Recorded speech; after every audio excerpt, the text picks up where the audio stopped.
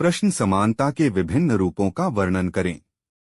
उत्तर समानता शब्द का शाब्दिक अर्थ है सबके साथ समान व्यवहार करना।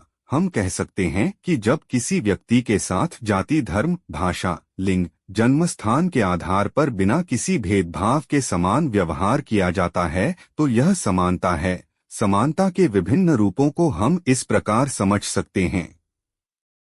एक, प्राकृतिक समानता। प्राकृतिक समानता का अर्थ है कि प्रकृति ने सभी मनुष्यों को समान रूप से बनाया है और सभी मनुष्य मूलतः समान हैं।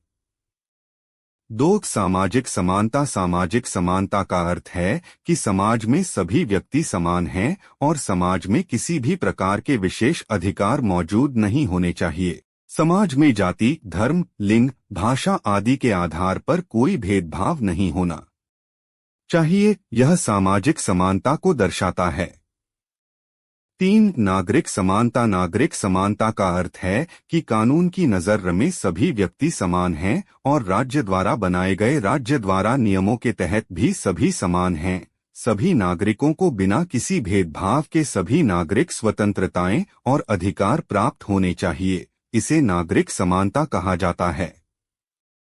चार, राजनीतिक समानता। राजनीतिक समानता का अर्थ है कि सभी व्यक्तियों को चुनाव में भाग लेने, चुनाव लड़ने, राजनीतिक दल बनाने जैसे अधिकार प्रदान करने में किसी भी प्रकार का कोई भेदभाव नहीं किया जाना चाहिए।